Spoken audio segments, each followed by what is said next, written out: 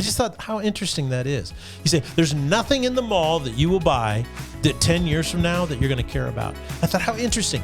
So how could a thing that's inanimate and unspiritual without a soul fill the thirst of our soul? It can't. So what you do is you basically say, I know what I believe and why I believe it. Therefore, I am going to conduct my life. I'm going to behave, make decisions, take actions. How? Not on the basis of trying to quench the thirst of my soul, but for their utility. And so that's a illustration of what it means to have a conviction. It has an intentionality of behavior woven into it. So the best way to not allow...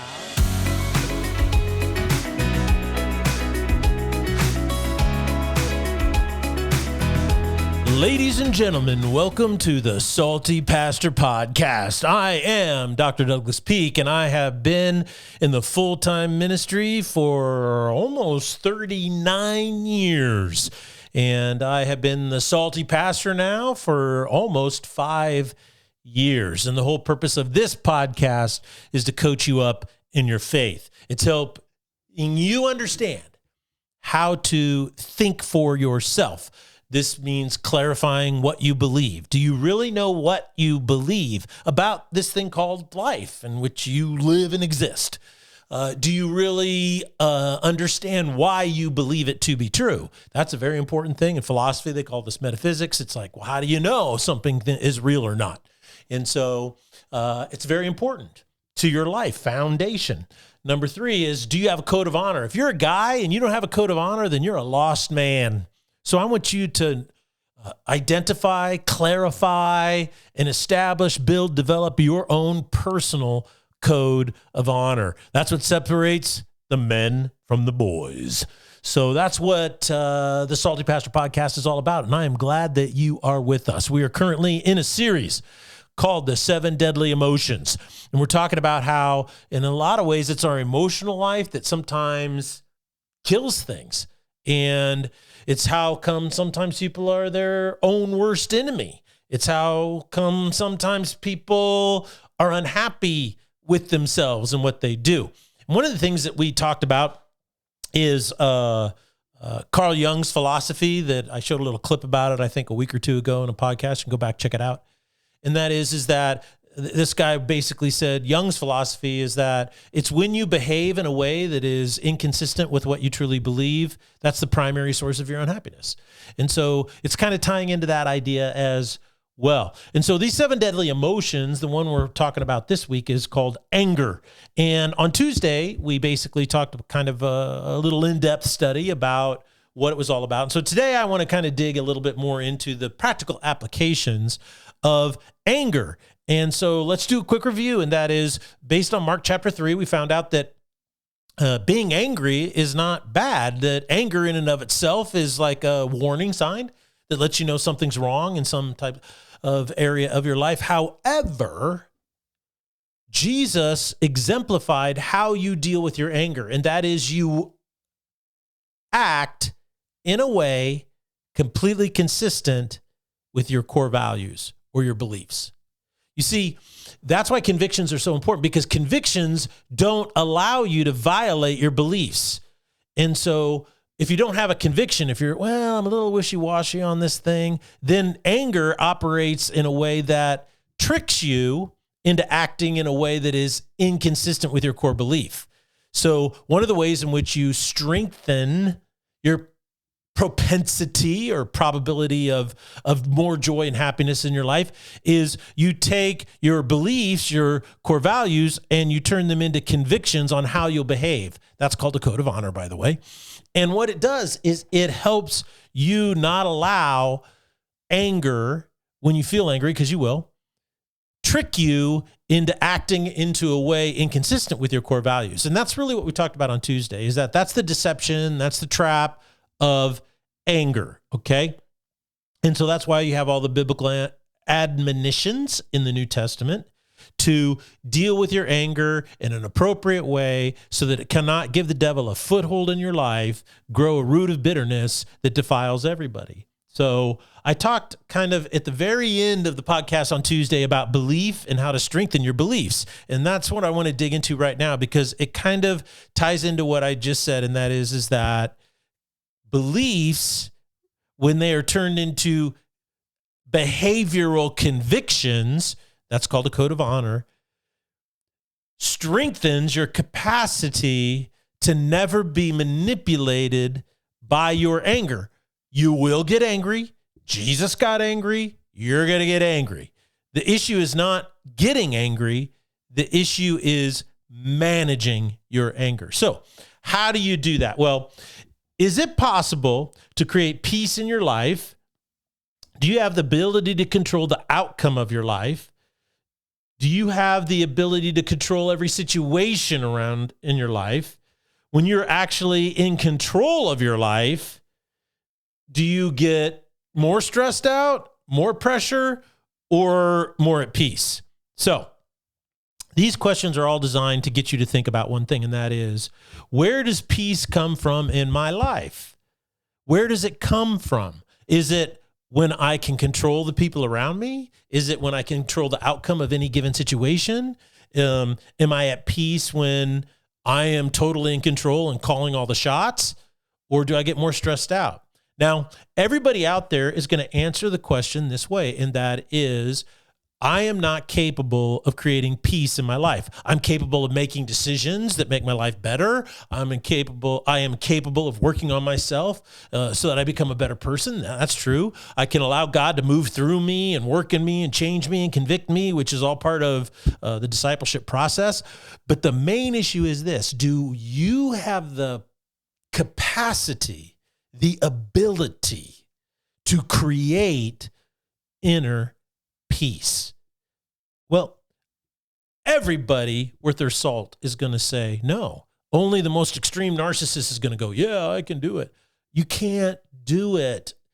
And so everybody knows they can't do it, because ultimately you can't 100% trust yourself, especially if you have any regrets or disappointments or you're unhappy with yourself. So if you can't trust yourself to bring about peace in your life, then the next question is this: what do you look to, or who do you look to bring about peace in your life? Some people say, well, it's marriage. I know single people who say, man, my life will finally be at peace and in order when I get married. For some people, once they get married, it's like, well, if I can just get my husband dialed in, it's going to be great. Or if I could just get my wife to figure things out and on the same page with me, it's going to be great. What about your kids?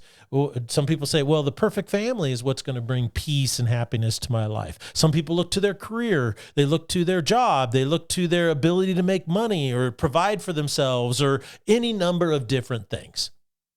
So if you can't trust yourself to bring about peace, can you trust these things to bring about peace in your life? Now, what's interesting is that I'm not saying that any of these things are bad. Don't get me wrong.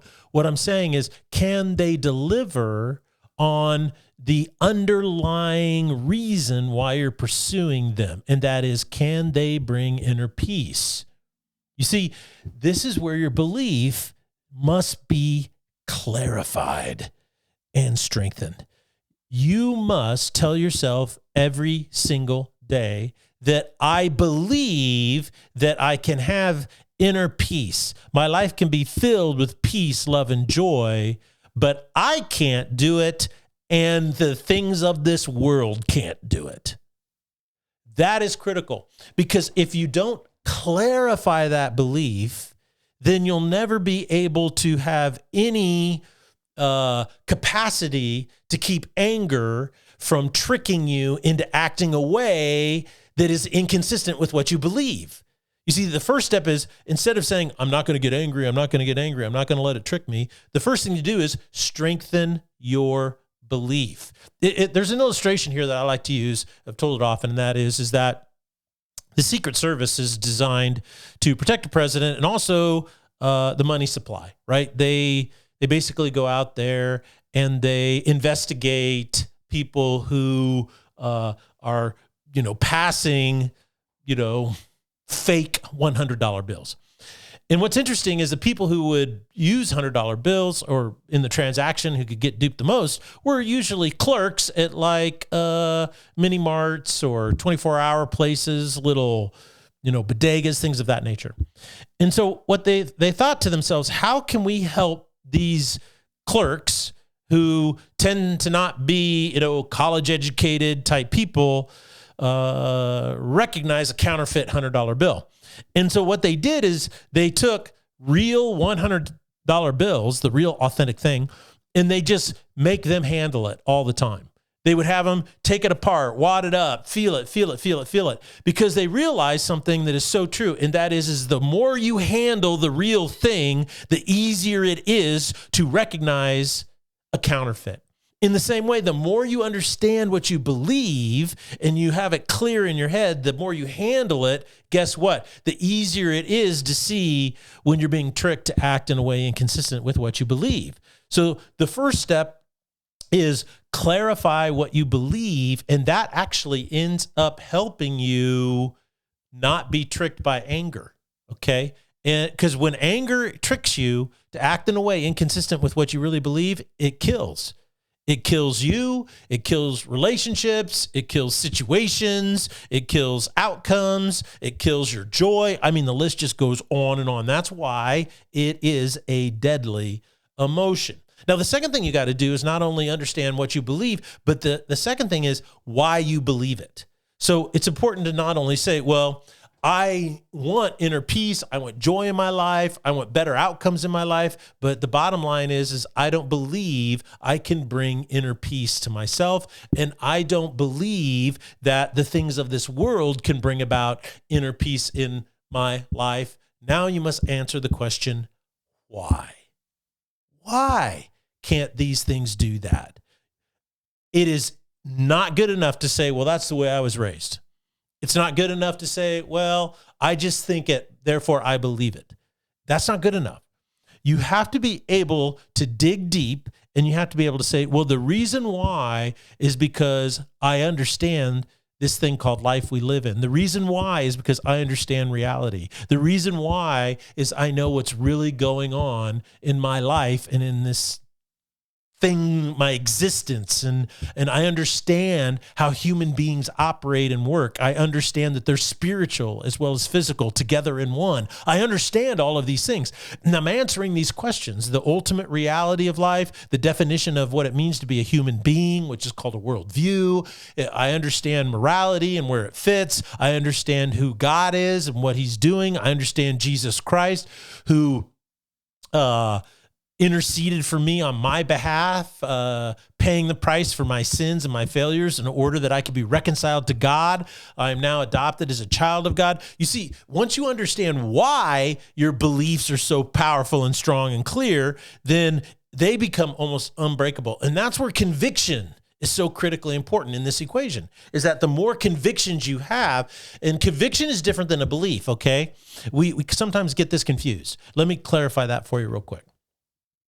A conviction is different than a belief because a conviction has a intentionality about it. Now, what does that mean? Well, basically, a belief is this. I believe the things of this world cannot bring inner peace in my life. Only God can do that. Okay, that is a belief. You know why you believe that? Well, because as a spiritual person, the only person who can quench the thirst of my soul is God the Creator. Okay, that's great. You got that nailed down. So what does conviction mean?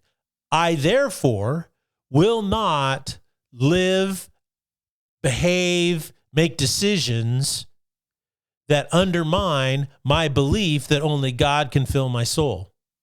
When I go buy a car, let's use this as a basic illustration. When I go buy a car, I'm going to buy a car and make a good decision based on utility and need and function and comfort. Sure, that's a great option. But I'm not going to buy a car in order to fill the need in my soul to have inner peace. I was listening to a comedian just recently, and he said something really interesting. He said, nothing you buy at the mall you're going to care about in 10 years. I just thought how interesting that is. He said, there's nothing in the mall that you will buy that 10 years from now that you're going to care about. I thought, how interesting. So how could a thing that's inanimate and unspiritual without a soul fill the thirst of our soul. It can't. So what you do is you basically say, I know what I believe and why I believe it. Therefore, I am going to conduct my life. I'm going to behave, make decisions, take actions. How? Not on the basis of trying to quench the thirst of my soul, but for their utility. And so that's a illustration of what it means to have a conviction. It has an intentionality of behavior woven into it. So the best way to not allow anger to trick you in acting in a way incongruent or inconsistent with your belief system is to clarify your beliefs and clarify why you believe it in order that you can develop convictions of behavior. When you put those three things together, your beliefs, knowing why you believe what you believe, and convictions, you have what is commonly known as a code of honor. That's what it is, okay? Now, let's focus on the next phase of stopping anger from becoming a deadly emotion in your life. The next thing that you can do, I call building, and that is start living your life differently. And that is live your life like you are a builder. And this is really important because this is the difference between living an assertive life as opposed to a passive life. So many people in our society have been subconsciously convinced to be passive. And this is one of the primary reasons they're unhappy, because your soul is designed not to be passive, but to be assertive. What do I mean by that? Well, let's talk about young men. The reason why young men today are so angry in the world is because so few men are building anything anymore. They aren't building shelter. They aren't building homes. They don't build infrastructure. They're not building their career. They're not building their talents or a skill set. They're not building their brain. They don't build their bodies or use their bodies. They don't build a code of honor. They're not building a family. They're not building a church. They're not building their nation or anything. It's really interesting, but you look at it as the group of people that are the least engaged civilly are 18 to 30-year-olds. You look at people who are the least engaged in serving and volunteering in their community, it's 18 to 30-year-olds. You look at the people who are the least involved in church attendance and building churches or serving in their church, it's 18 to 30-year-olds. If you're a young man and you're not building anything, that's probably one of the reasons why anger always is tricking you into acting and behaving in a way that's inconsistent with your core values or your beliefs. And that's one of the reasons why you're so unhappy. And do you see how this becomes a vicious circle? Is that you act in a way that's inconsistent, and then you feel guilty about that. And because you don't clarify or work on your code of honor, you continue to do it more, which makes you more angry. And so what happens is you start to feel like a victim, you feel lost, you feel stuck, you feel like there's nothing you can do. The way you counteract anger's deadly destruction in your life is by becoming a builder.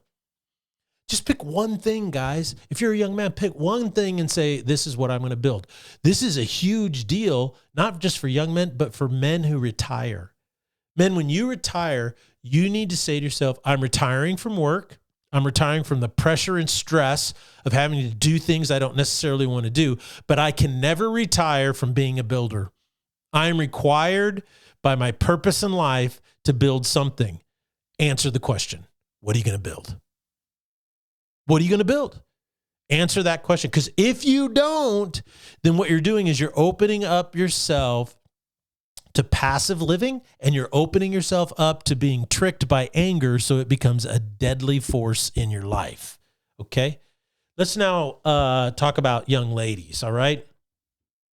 Women, every time I address women, I get in trouble. Every time I address women, it doesn't matter what you say, because our society has been so infected with feminism that we now believe that it's just not nice, it's not polite, it's nothing to actually point out that women have flaws, right? That's just terrible. It's the unpardonable sin. Well, ladies, this is part of the reason why you're unhappy. This is part of the reason why you have a cacophony of negative emotions in your life. This is why you feel insecure and unsure and you're never satisfied. It's because no one is willing to point out that you have problems and flaws that you can address and that you can deal with and you can work through and do what? Have victory and overcome them. But you can't overcome them. You can't have victory over them. You can't deal with them if you're unwilling to face them. So that's why I'm known as the salty pastor. I'm willing to say and talk about things that no other pastor will talk about. And that is this. Ladies, you struggle with so many negative emotions: anxiety, depression, sadness, despair. And one of the reasons why, not all the reasons, but one of the reasons why is because you do not know how to deal properly with your anger, and your anger is killing you. It's killing all these. And so a lot of ladies go, well, I'm not an angry person. Well, first and foremost, Jesus got angry. You're going to get anger. Okay. You're going to get angry and you're going to experience it in different ways. Like I said earlier, a psychologist once said that depression is a woman's anger. Depression for women is a woman's anger turned inward. Now, I'm not going to dig into the efficacy of that statement. I'm just saying that it points out, I think, something that most women will understand. And that is that a lot of your negative emotions are tied to the fact that you don't feel valued, that you fit in, that you're honored, that you're safe and secure.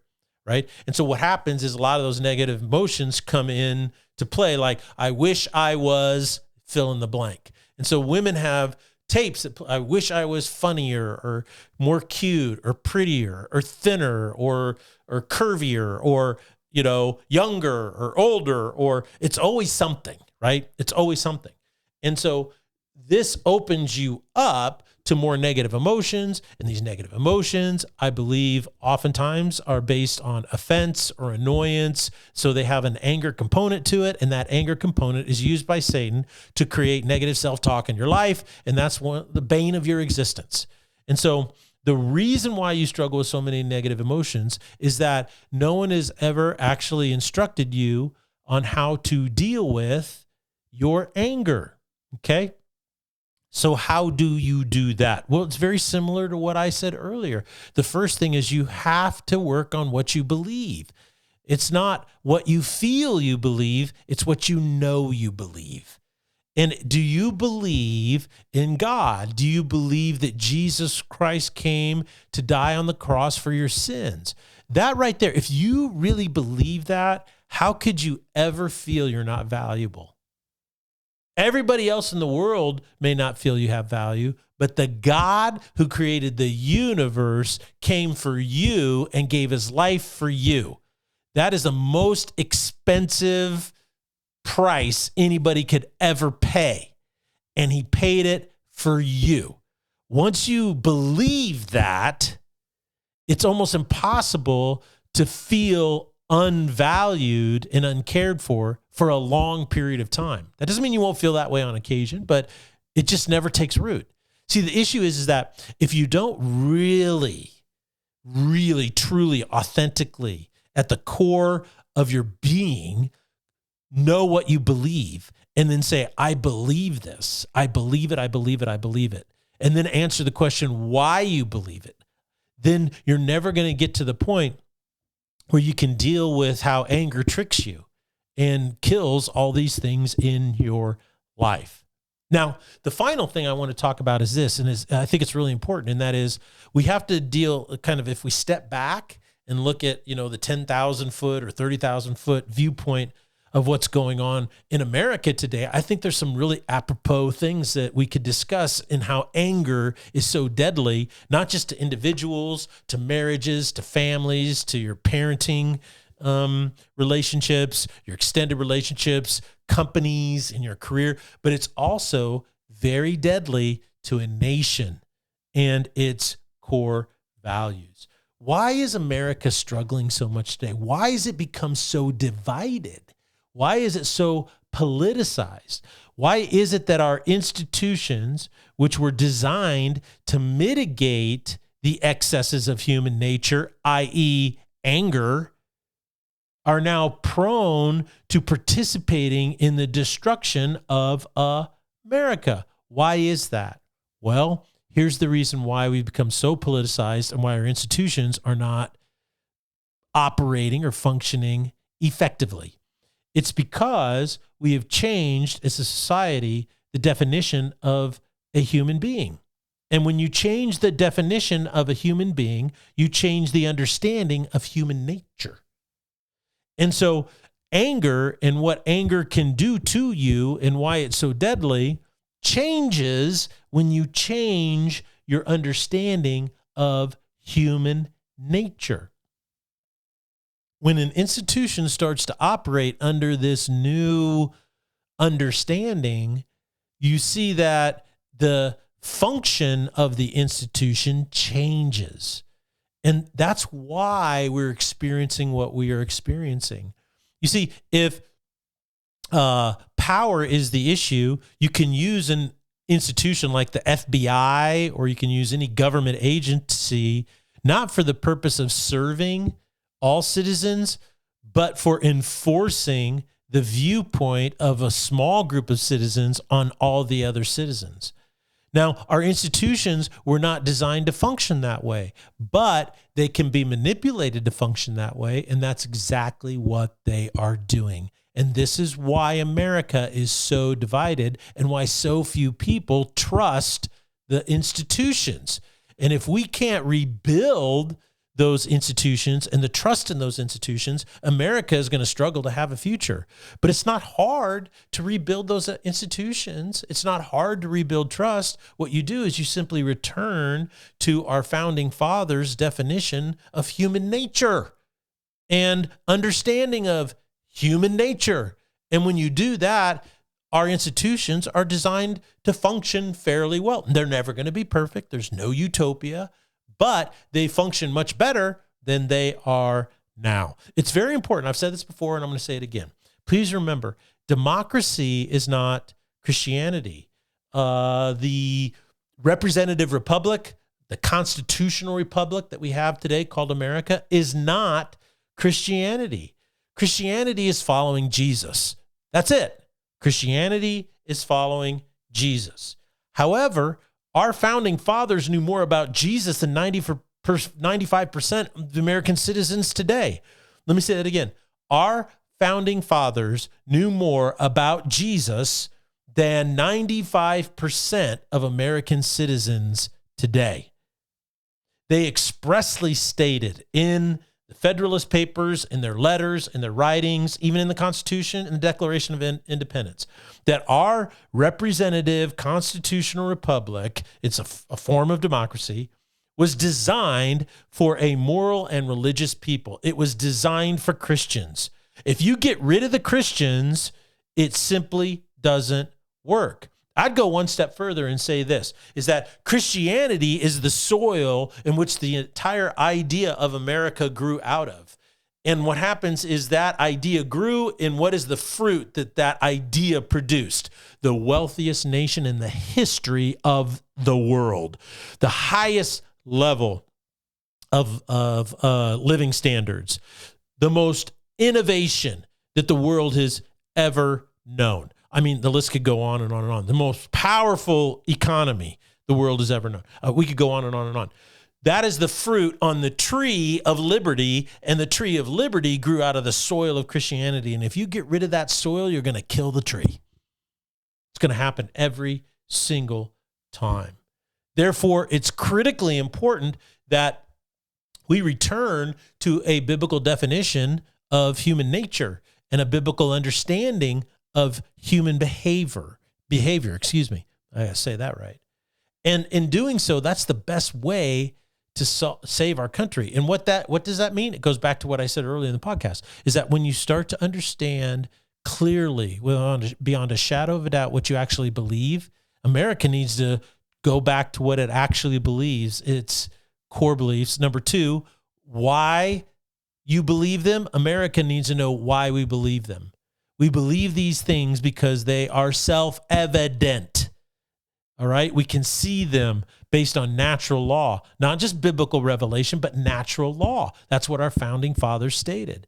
And then once that happens, then our institutions can start to function more cleanly, better, and effectively than they ever were before. And that's going to sustain liberty. It's going to sustain justice, economic opportunity for everyone. But if we get rid of that soil and we don't understand as a country what we believe and why we believe it, we aren't going to have any convictions or core values on how we conduct ourselves as citizens. And ultimately, that will be the demise of America. That's what I am fighting against. I'm fighting against the demise of America. I am fighting against the politicization, the polarization, the anger, and the hatred of the ideology of our founding fathers that formed the nation of the United States of America. I believe in it. I believe in the foundation of it. I believe that it's got a lot of cancerous issues that need to be dealt with. And if they're not, it will ultimately destroy what our founding fathers built. But we can restore it. We can redeem it. We can return to it in order that every American citizen, regardless of race, color, creed, religion, anything, can be prosperous and free. This is Salty Pastor signing off. Go over to our YouTube channel, like and subscribe. Go to our website, click on that donate button, and help us keep being salty in a world that has lost its flavor.